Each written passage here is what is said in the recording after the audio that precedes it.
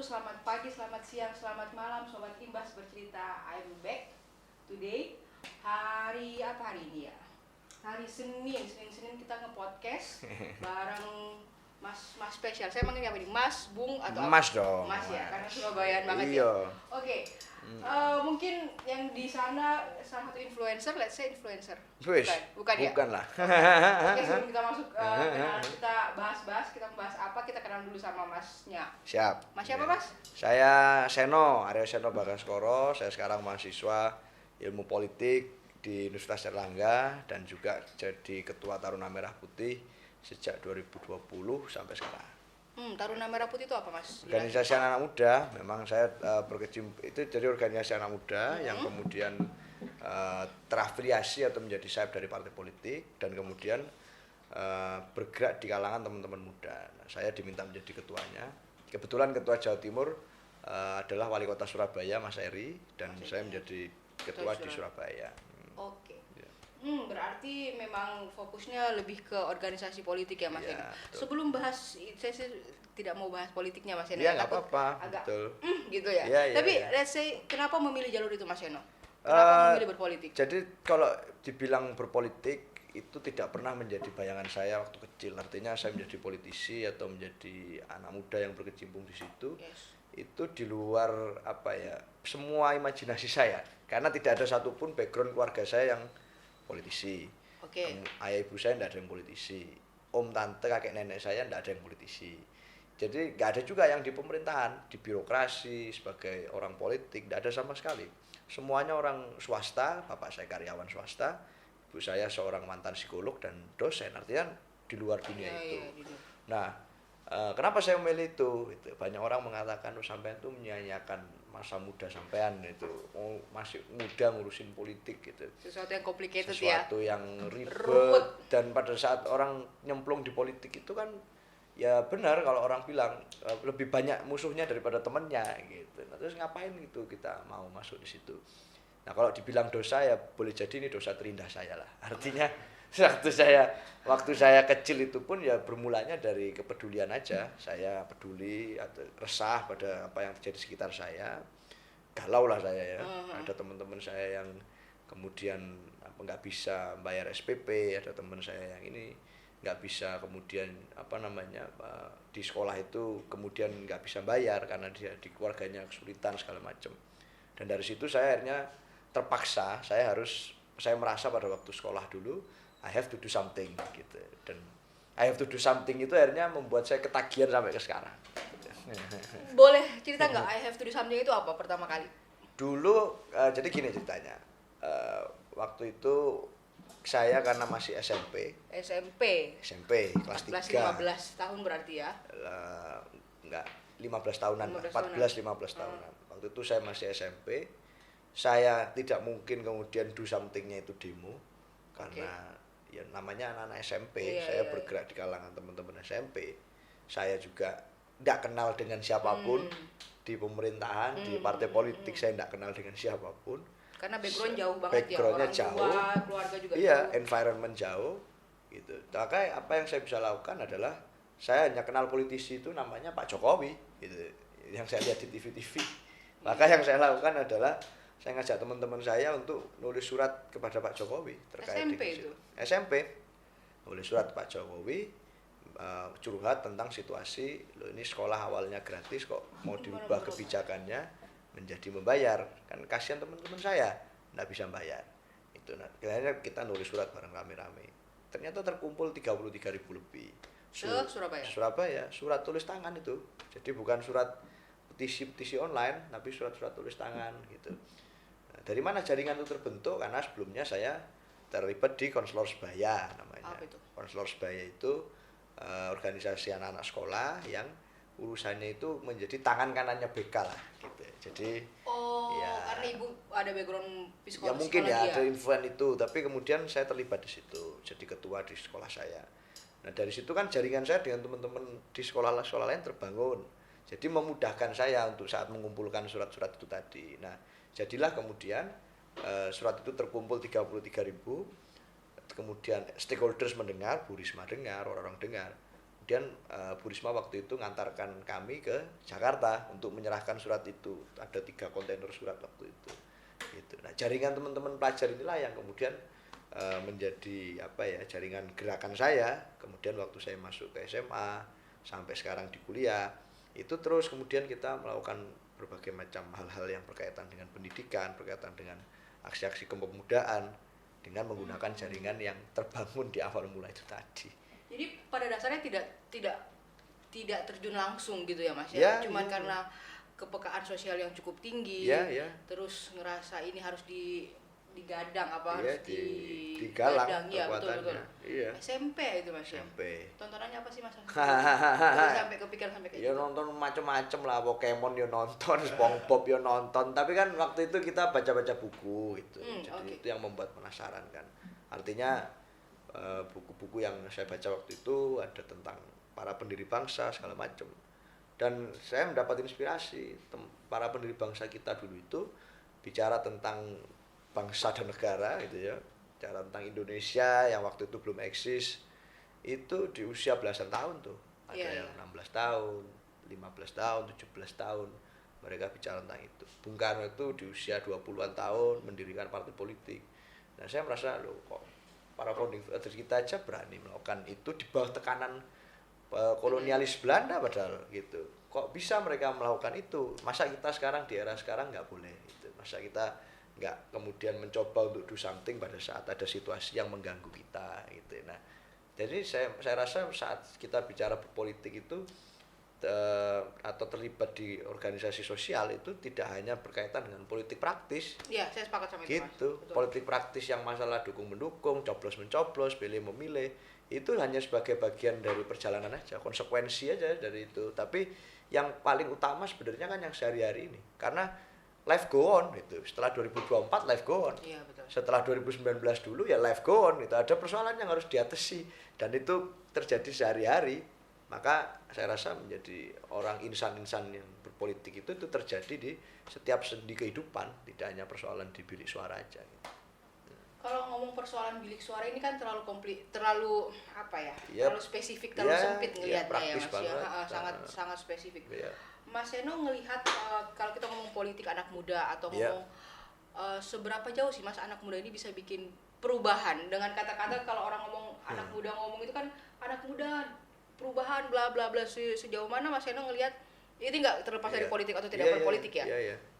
Sejauh mana anak muda ini bisa menjadi agent of change, let's say kayak gitu. Kalau di kampus-kampus kan sering ngomong agent of change. Mas Seno yang sudah terjun langsung bahkan sebelum lulus kuliah atau sebelum masuk kuliah itu ngelihat kata-kata agent of change ini sepengaruh gimana sih Mas? Iya, hegemonika tentang anak muda itu kan lagi sorot banget ya Mas ya. Di endorse oleh banyak orang. Iya, betul. Seakan-akan muda itu berarti identik dengan simbol perubahan. Yes. Gitu. Padahal ya menurut saya ya itu strategi aja itu untuk kemudian kita punya angkatan muda besar. Secara kuantiti kan besar nih. Betul, kita mau bonus demografi. Itu fakta. Kita punya angkatan anak muda yang besar sekali.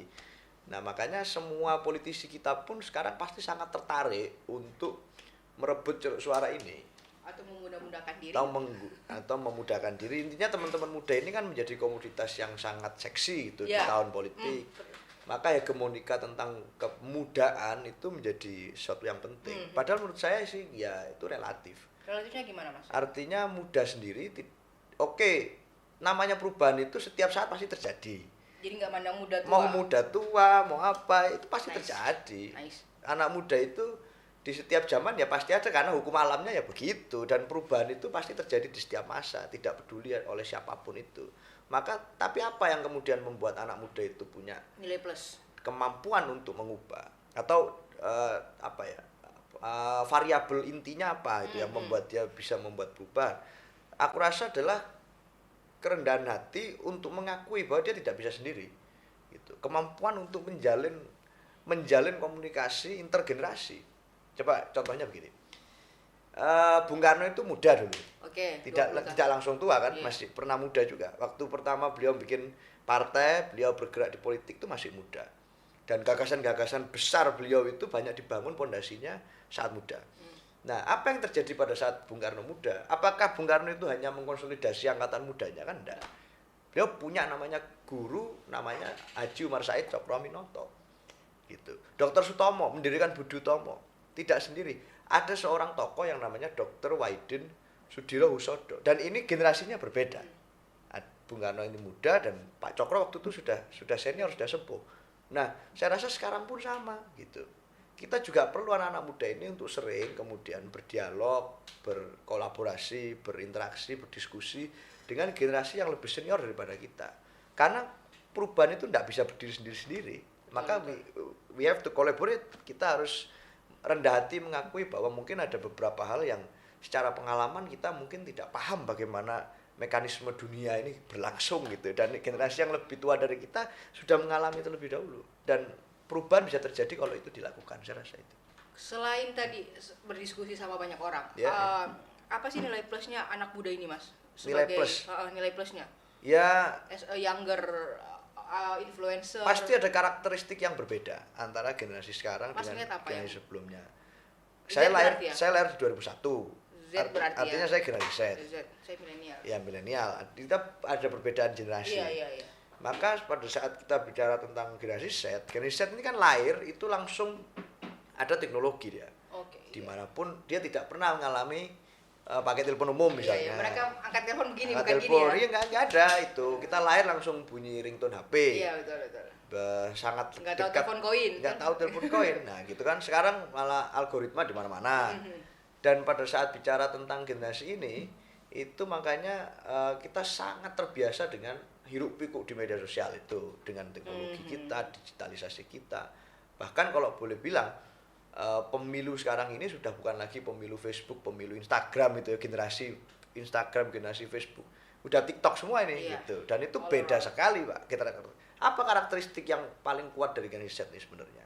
Satu, kawan-kawan generasi Z ini punya satu situasi sosial yang sama menurut saya. Apa? Ketidakpastian akan masa depan. Itu jelas. Why berpikiran kayak gitu? Anak-anak generasi Z ini semuanya punya satu keresahan yang sama. Sekarang kita lulus dari kuliah, ya. Kita belajar panjang pada saat sekolah, SD, SMP, SMA, kemudian kuliah, gitu kan. Setelah lulus kuliah, apakah ada kepastian bahwa akan mendapatkan pekerjaan? Tidak ada. Nggak ada kepastian. Kita akan bisa mendapat kerja di tempat manapun. Orang tetap harus berusaha keras, kemudian ya itu belum tentu juga. Padahal dia sudah belajar keras sejak dari SD, SMP, SMA, diberitahu kalau nanti kuliah itu, kemudian dia akan bisa mendapatkan akses pada pekerjaan lebih baik segala macam. Faktanya setelah lulus juga belum tentu langsung kerja. Itu terjadi di mana-mana. Jadi saya rasa ada insecurities of future. Ya, itu saya sering baca soal itu, generasi Z sering insecure-nya agak di atas rata-rata. Ya, ada rasa anxiety. Kenapa? Padahal gini, uang kuliah juga nggak murah kan. Yang bayar kadang orang tuanya.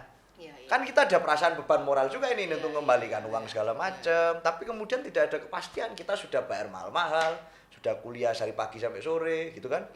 Lulus mau jadi apa? Nggak semua orang gitu kemudian punya kepastian bahwa setelah dia lulus dia akan jadi something. Banyak yang angkatan generasi Z itu yang masih punya anxiety itu. Dan itu terjadi. Dua, kita hidup di dunia di mana perubahan iklim sedang sangat kencang. Ya kan? Dunia lagi nggak karu-karuan, populasi makin... Iklim apapun itu, iklim ekonomi atau iklim ekonomi, iklim politik, iklim alam. Ya, betul. Itu nggak pasti semua. Gitu. Dan anak-anak muda kita menjadi korban generasi Z kita. Artinya mereka lahir ke dunia, situasi dunia sudah begini. Oh, itu yang bikin generasi Z lebih insecure paling ya? Iya, ada pengaruh itu juga. Jadi kita diwarisi situasi semacam itu. Dan akses informasi cepat, semua orang cepat tahu. Ternyata penyebabnya ABCDE. Dan padahal dia nggak ikut salah itu dalam situasi dunia yang sudah terlanjur seperti ini. Artinya apa? Ada secara umum, secara kolektif, saya merasa ada rasa frustrasi sebenarnya dari teman-teman muda ini juga. Kudu piye Pak itu. Akses kemudahan informasi itu seperti macam-macam gitu kan. It's because too much information. Too much information, kemudian situasinya tidak pasti, uncertainty of future-nya tinggi, dia merasa cemas, anxiety pada masa depannya sendiri aja dia bingung, masa depan kolektifnya juga nggak jelas. Tapi kemudian apa yang kemudian terjadi? Ya akhirnya teman-teman banyak yang istilah mager itu keluar, istilah generasi gampang baper itu keluar. Akhirnya tampaklah di media sosial kita. Orang tidak melakukan gerakan konfrontatif langsung, tatap muka. Tapi kalau bicara netizen, kita ini adalah netizen paling tidak sopan di dunia. Kenapa bisa seperti itu? Itu kan ungkapan kemarahan itu. Ungkapan frustrasi, ekspresi frustrasi, meledaklah dia marah-marah di media sosial. Dengan pakai akun-akun anonim. Gitu. Jadi dia nggak harus menanggung resiko UITE segala macam, tapi kemudian dia bisa marah-marah sepuasnya. Nah itu terjadi dan keras-keras itu di media sosial, kasar-kasar tuh. Maka saya rasa harus ada satu exit way lah dari situasi itu. Bagaimana kita sebagai generasi yang diwarisi dunia semacam ini, termasuk bonus demografi 2045 termasuk bonus demografi nanti itu, ini kita harus membangun satu kesepahaman, cita-cita, pemikiran, tekad, tidak hanya dengan segenerasi kita tapi juga angkatan atas kita yang dulu itu gimana sih sampai dunia ini jadi seperti ini, kan kita harus omong-omongan itu, sehingga akan muncul kemudian satu resolusi yang lebih baik. Jadi saya rasa karakternya begitu, maka kita sangat terbiasa dengan digitalisasi secara kolektif, kemudian ya kita lebih banyak bergerak di media sosial, gitu kan. Tapi secara umum ada rasa kemarahan atas situasi dunia ini yang terjadi secara umum, ekonominya, iklimnya. Jadi sebenarnya wake up call untuk bergeraknya itu sudah semuanya merasakan awareness akan urgensi yang sama cukup tinggi. Cuman tinggal siapa yang akan menekan tombol untuk ngajak teman-teman bergerak dan bagaimana caranya, saya rasa. That's why Mas Seno jadi wake up call sebagai influencer. Ya saya coba lah lakukan itu. Tapi kan kemudian ya banyak teman-teman yang mencoba itu. Volunteerisme di era generasi baru ini juga cukup tinggi. Tapi menyalurkannya seperti apa? Ini kan teman-teman kemudian perlu banyak role model. Saya menganggap gini, generasi Z ini di politik nggak punya role model.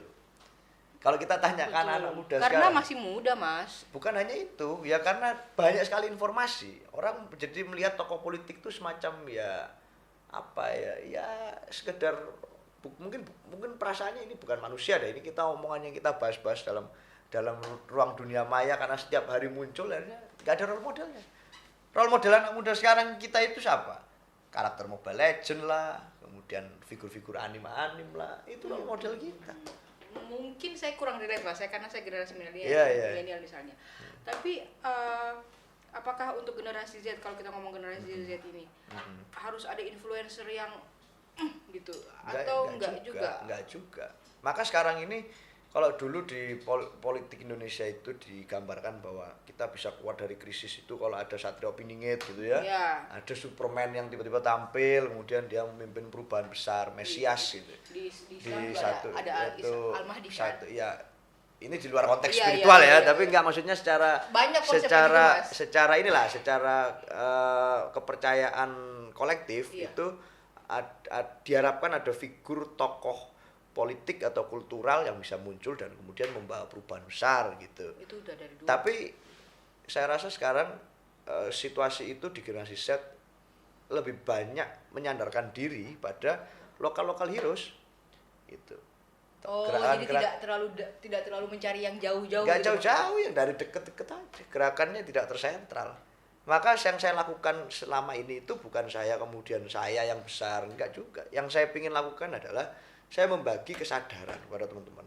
Kita garis bawahi, membagi kesadaran. Iya. Bahwasanya di sana banyak lokal heroes misalnya. Ya, kawan-kawan harus bisa menjadi role model di bidangnya masing-masing. Sebanyak-banyaknya. Kalau tidak menemukan role model di luar sana, ya you be your own role model untuk sekitarmu. Nah, kesadaran itu yang ingin saya bagikan kepada teman-teman. Selama ini yang saya lakukan adalah itu. Saya enggak membayangkan bahwa generasi Z ini akan menokohkan seorang tokoh gitu kemudian jadi pahlawan, great hero. Enggak lah. Kuncinya ada pada kolaborasi. Dan kolaborasi itu baru akan terjadi kalau role model lokal heroes ini bermunculan, kemudian ngobrol, bikin sesuatu bareng. Saya potong sedikit. Bukan saya kurang setuju, Mas, tapi kan untuk menciptakan role model kecil-kecil ini kan ada menyatukan dua kepala kan cukup sulit, Mas. Iya. Apakah ketika kita menyatukan role model kecil ini harus ada yang di atasnya lagi atau role model ini menurunkan egonya untuk satu tujuan yang lebih besar? Ya bisa lah menurunkan egonya, bisa. Saya rasa gini, COVID kemarin itu juga menjadi salah satu game changer. gitu ya. Covid membuat situasi di mana krisis itu tampak nyata, tidak lagi laten, tapi ini tampak di depan nyata. Kita kalau nggak gotong royong, kita nggak kolaborasi, ini kita menghadapi krisis kemanusiaan gitu.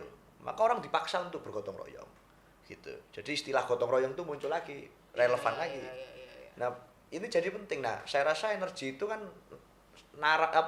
saraf gotong royongnya sudah agak terbangun. Anak-anak jadi pasca Covid kemarin pasca Covid.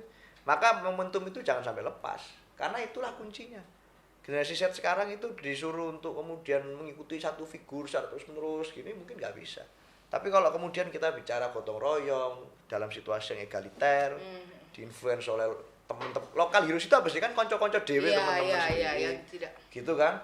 Nah, kalau itu yang menginfluence adalah orang-orang seperti itu tapi banyak itu saling sepaham, ada isu yang dibicarakan kemudian di take action bareng-bareng. Ya, mungkin karakternya lebih cocok seperti itu. Maka saya kira penting untuk melakukan gerakan-gerakan penyadaran bahwa kita jangan frustasi dengan situasi yang ada. Kemudian cus tuh nggak ngapa-ngapain. Itu mager nggak ngapa-ngapain akhirnya ya udahlah mikir selamat hidup sendiri. Kalau kita semua berpikir seperti itu, ya kita semua akan tidak selamat pada akhirnya. Maka gerakan penyadaran ini yang harus terus kita lakukan. Entah siapapun yang menyuarakan, yang voicing out, entah siapa yang melakukan gerakan itu. Tapi kemudian ini harus menyebar jadi semacam virus. Sehingga teman-teman bisa wake up. Kita nggak bisa, kita diem melihat situasi semuanya ada kemarahan atas situasi sekitar kita, kemudian kita justru diem aja, kita pasrah. Ya mati bareng Pak kita. Iya benar. Covid salah satu orang yang situasi yang wake up call cukup kenceng ya. Betul. Dan itu bisa terjadi kapan aja dalam berbagai konteks, tidak hanya pandemi kesehatan. Begitu. Betul. Begitu. Ngomong-ngomong soal influencer tadi Mas, tujuannya nge-influence apa sih Mas sebetulnya? Selain itu tadi, goal besarnya buat Mas Seno apa? Jadi influencer. Terlepas dari berpolitik tadi itu ya? Ya saya nggak pernah membayangkan saya seorang influencer, saya pun nggak pernah. Oh jadi sampai sekarang nggak ngerasa influencer? Enggak, saya nggak. Belum pernah endorse? Nggak pernah. Ya saya nggak pernah maksudnya mengidentifikasi diri saya sebagai seorang influencer. Saya tidak merasa menjadi seorang influencer. Yang saya lakukan selama ini itu adalah itu tadi membagi kesadaran. Jadi membagi kesadaran itu ya nggak harus jadi influencer. Saya jadi mahasiswa aja saya bisa membagi kesadaran. Betul. Teman-teman yang lain misalnya tiduran di rumah gitu, bangun minum kopi, kemudian ngechat temennya membagi kesadaran, bisa jadi membagi kesadaran. Yang penting itu terus bergerak aktif untuk yang penting terus dan selalu mendengarkan apa yang terjadi di sekitar, kan kita tahu nih. Tinggal kemudian mau melakukan apa, actionnya seperti apa, nah itu pilihan hidup. Kalau kita tidak melakukan apa-apa, ya itu pilihan juga. Nggak melakukan apa-apa, tapi konsekuensinya bahaya bos. Itu. Saya rasa maka saya tidak merasa menjadi seorang influencer, tapi saya merasa bahwa saya punya tanggung jawab agar lebih banyak teman-teman yang lain untuk bergerak. Silakan bergerak masing-masing. Di bidangnya masing-masing. Di bidangnya masing-masing. Ibaratnya band lah. Band itu kan tidak semua harus ngedrum, tidak semua harus nyanyi, nggak semua harus keyboard. Tapi kan harus ada juga siapa yang nyanyi, siapa yang ngedrum, siapa yang jaga-jaga barisan, siapa yang megang kabel minimal, megang kabel kan? Iya kan? Dan yang jadi penonton siapa? Kayak Mas di belakang itu kan megang kabel kan dia. Iya, jadi pembagian kesadaran peran itu yang penting. Yang penting semuanya melakukan. Catatan cukup menarik untuk pembagian peran itu tadi ya Mas Yana. Iya. Jadi nggak harus goalnya adalah membagikan kesadaran. Yes. Tetap bergerak. Goalnya Mas Seno itu sebetulnya. Iya, kesadaran. Dan saat itu orang sudah sadar untuk do something, maka dia akan menyesuaikan diri, shifting dengan perannya masing-masing kan begitu. Maka kita nggak harus saling mencaci maki. Oh, kamu profesimu A, profesimu B, kamu nggak pantas. Jadi nggak harus lah. Kita bagi pos saja. Apa yang kita kerjakan di sini, apa yang teman-teman kerjakan di sana. Itu tujuannya sama. Kita ingin selamat. Ini masa depan dunia yang kemudian kita sama-sama merasa tidak pasti. Ini kita cari kepastian lah di situasi masa depan itu. Gitu. Oke. Mas Seno tadi sudah ngobrol sama Pak Ketua Yayasan ya. Kita tuh yayasan memang fokusnya di bidang-bidang yang pengembangan sumber daya manusia. Tapi non formal Mas. Ya makanya saya tadi bahas soal influencer, tentang how to manage people dan lain sebagainya. Mas Seno ngelihat ketika kita ngomong soal agent of change, atau kita ngomong sebuah influencer, atau kita ngomong politik sekalipun, skill apa yang Mas harus kira-kira tuh kalau kita pengen bergerak di bidang itu ya Mas, yang nggak harus politisi Mas ya? Skill apa yang kira-kira harus kita upgrade kalau memang sudah punya, atau yang politisi ini atau agent of change ini harus punya skill atau minimal ngobrol di podcast misalnya, atau ngobrol di depan umum. Skill apa yang Mas Yono ngeliat? Komunikasi dan manajerial itu aja yang utama menurut saya. Komunikasi itu seperti apa? Komunikasi itu lebih banyak mendengarkan daripada bicara. Nice, I like that quote. Karena komunikasi kan tidak hanya bicara, yang penting itu kita bisa mendengarkan. Mendengarkan itu apa? Apakah mendengarkan orang lain ngomong? Enggak selalu. Mendengarkan situasi, mendengarkan keadaan. Nah, ikro membaca situasi, membaca keadaan, mendengarkan apa yang terjadi, apa yang sebenarnya diinginkan orang. Itu kan kemampuan yang kita jarang asah. Orang hanya mengasah kemampuan bicara, saat disuruh mendengarkan dia tidak mampu, tidak bisa dan tidak mau. Maka dunia kita penuh dengan orang yang saling berbicara tapi tidak ada yang mendengarkan, ini repot. Gimana kita mau tahu apa yang terjadi di sekitar kita kalau kita terus ingin didengar, tidak pernah mau mendengarkan orang. Nah, makanya saya rasa kemampuan mendengarkan itu penting. Dan itu menjadi basic dari ilmu komunikasi. Bisa mendengarkan, sehingga merespon dengan tepat. Gitu. Kedua, manajerial. Bagaimana memanage diri sendiri, manage orang lain, menempatkan orang yang tepat di tempat yang tepat, memposisikan diri dengan tepat, menyadari peran dalam kehidupan. Itu penting, itu ilmu dasar itu. Saya rasa itu ilmu hidup. Itu yang bisa dilakukan oleh siapa saja. Dan saat bicara tentang mengelola orang, ya gimana kita memanusiakan orang lain dengan cara memanage itu tadi, nah itu yang akan jadi kunci. Hanya dua itu saya rasa. Oke, thank you Mas Yono sudah main di podcast kita. Kalau ada closing statement nggak sih Mas, atau pesan-pesan buat anak muda, generasi Z, generasi milenial yang kita ngomongnya sobat imbas Mas. Sobat imbas. Kalau ada pesan-pesan atau closing statement silakan Mas, monggo. Ya, anak muda jumlah kita banyak secara kuantitas. Secara kualitas kita itu dibebani ekspektasi luar biasa dari banyak orang bahwa namanya muda itu maka we have to do something gitu. Padahal ya muda, tua, tidak muda, tidak tua itu semua punya tanggung jawab yang sama. Kita tinggal di dunia yang sama, kita hidup di bumi yang sama, kita bertanggung jawab atas masa depan yang sama. Kalau masa depan itu enggak karu-karuan, dikelola oleh orang-orang yang tidak bertanggung jawab, ya yang akan kena imbasnya kita semua. Maka sekarang kita bicara tentang imbas positif. Bagaimana kita mampu mengelola orang di hari ini, memastikan bahwa masing-masing kita ini menyadari peran, punya kesadaran akan we have to do something atas situasi yang tidak ideal. Karena situasi tidak ideal itu terjadi di mana-mana.